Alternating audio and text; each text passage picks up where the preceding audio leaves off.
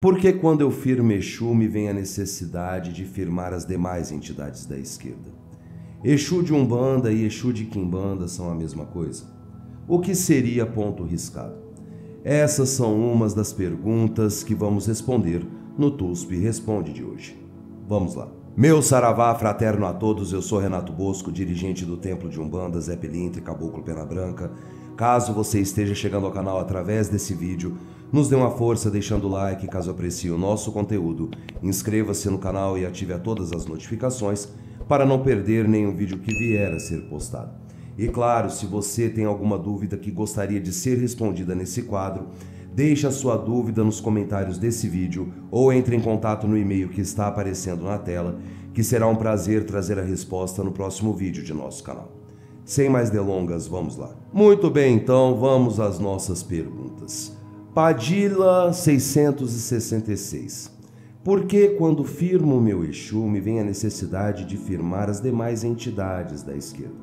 Lembrando, pessoal, que a Padilha 666 ela é da Espanha, então a gente traduziu aqui a pergunta dela para ficar melhor para o entendimento de todos. Muito obrigado pela participação. Vamos lá, vamos entender isso. Por que você tem essa necessidade quando está firmando Exu e também de firmar as demais entidades do que se entende por esquerda? É muito simples. Se você tem uma ligação muito grande com essas entidades, com os guardiões e com as guardiãs, é natural que um vai levar ao outro.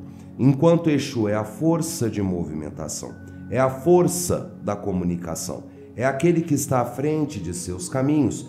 Depois vem a pombagira, que vai estar protegendo o seu emocional, vai estar te dando força, equilibrando o campo das emoções. Posteriormente, Exu Mirim, para poder te livrar de toda negatividade, conduzir ao nada absoluto aquilo que é inservível. Então, digamos que quando você está firmando Exu, Exu já lhe desperta a necessidade de firmar pombagira e Exu Mirim, para que você esteja em constante conexão com essas entidades.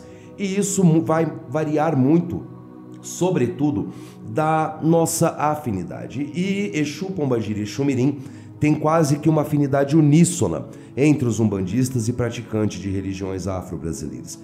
Portanto, um acaba levando ao outro. Você tendo a compreensão e a afinidade dessas entidades, digamos que um vai levar o outro em um efeito cascata para que você tenha o máximo de conexão com essas entidades.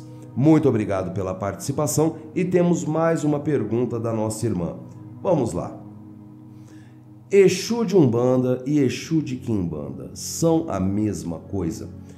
Então, isso é uma variante. Se você vai na Umbanda, você vai encontrar um Exu, digamos assim, um Exu mais polido, na grande maioria das vezes, né?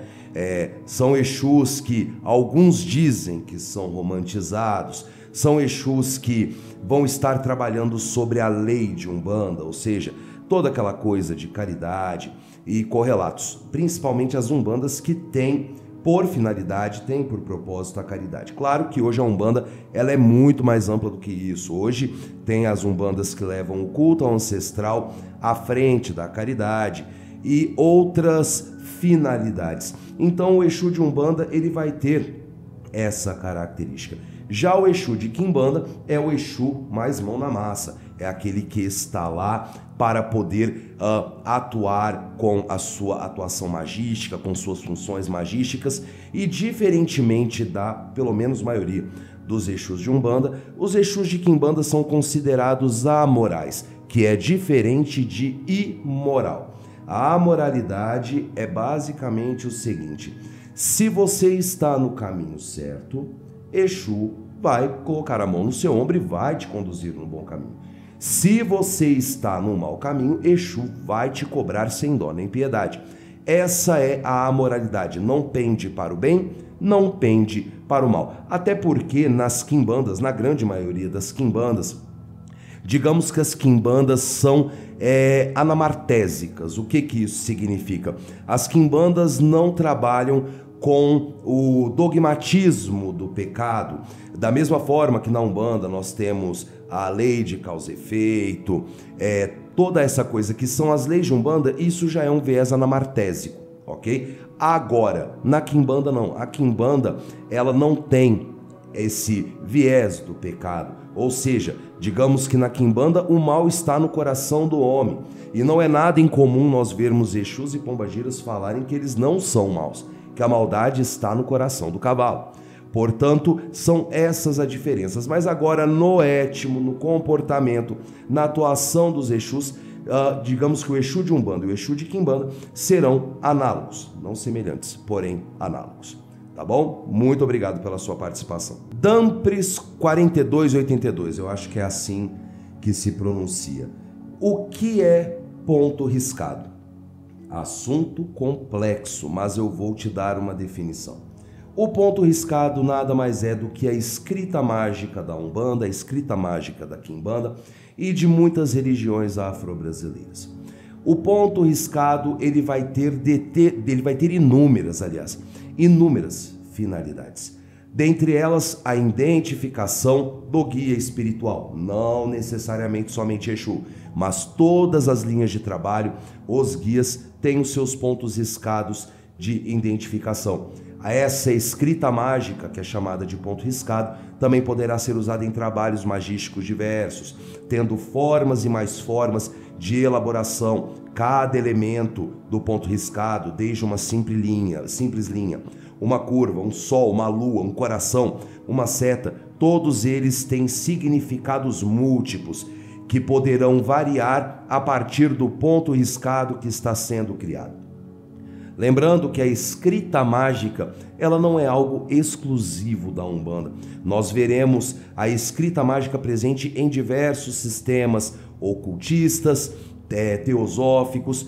Tudo o que lida com manipulação de energias poderá ter um viés da escrita mágica. No caso, por exemplo, do Ars Goetia ou então do Lemegeton, Clavícula Salomonis, tudo que envolve a Goécia, a escrita mágica é chamada de selo ou então sigilo, certo? Nós teremos também anagramas, vai depender muito da iniciação do sistema magístico para que essa escrita mágica se manifeste em sua forma e característica àquele sistema, àquela filosofia. Na Umbanda e Quimbanda é muito natural que nós falamos de pontos riscados, que é a escrita mágica dessas religiosidades. Muito obrigado pela sua participação. Jonas Augusto, todos os Exus têm referência com os tridentes. Na grande maioria, sim, mas vai depender de uma série de fatores, tá?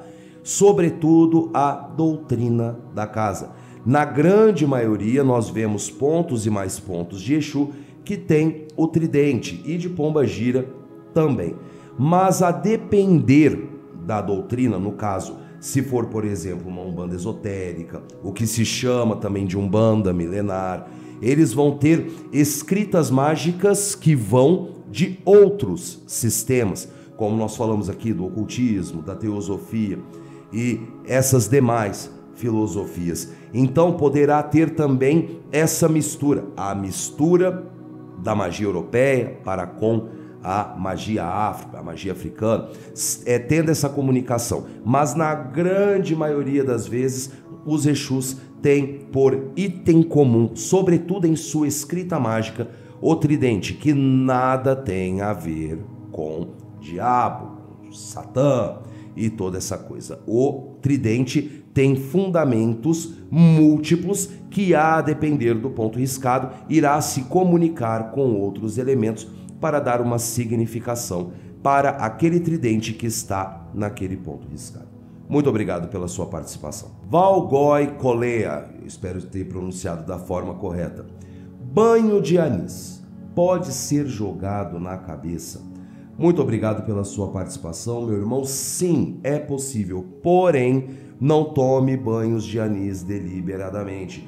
Não por conta da periculosidade da erva, muito pelo contrário, ela é muito salubre, sobretudo para o chakra coronário, ou seja, para aquele que está no topo da cabeça, que rege os nossos campos mentais superiores e inferiores. Procure sempre aprofundar os seus conhecimentos e ter a orientação do seu dirigente, da sua dirigente, em como se utilizar do anis estrelado para banhos diversos. seja com a interação da samambaia e do cipó caboclo, seja pela interação da arruda. Usar constantemente um determinado elemento para determinado banho funciona igual um remédio psicotrópico. Ou seja, conforme a pessoa vai usando aquele medicamento, ele vai perdendo sua força e altas dosagens vão passando a ser recomendadas. Tome o banho de anis estrelado somente conforme necessário. E para não ficar repetindo, veja com seu dirigente a possibilidade de fazer a interação do anis estrelado com demais ervas ou então outros banhos que não vá ao anis estrelado para poder estar auxiliando no seu desenvolvimento mediúnico, no equilíbrio espiritual, no equilíbrio mental e todas as demais funções curativas que não somente o anis estrelado, mas todas as ervas têm. Certo? Muito obrigado pela sua participação. E essas foram as perguntas do TUSP Responde de hoje. Primeiramente, eu peço desculpas que eu estou resfriado, com um pouco de dificuldade de falar, mas semana que vem eu estarei muito melhor. Caso você tenha alguma pergunta que queira ser respondida nesse quadro, deixe nos comentários desse vídeo ou então entre em contato no e-mail que está aparecendo aqui na tela, que será um prazer trazer a resposta para os seus questionamentos. Eu vou ficando por aqui, muito obrigado por sua audiência. Se gostou do vídeo, por favor, deixe seu like. É muito importante para que o YouTube entenda que é um bom conteúdo e possa ser levado a mais pessoas. Não se esqueça, claro, de se inscrever. Ficou alguma dúvida? Quer deixar alguma sugestão? Quer dar a sua opinião acerca das respostas dadas nesse quadro? Também fique à vontade nos comentários. Sempre estamos lendo, respondendo quando possível e sempre trazendo conteúdos sugeridos. Axé para quem é de axé, amém para quem é de amém, paz e luz. Fiquem todos com Deus e até o nosso próximo vídeo. Tchau e até a próxima.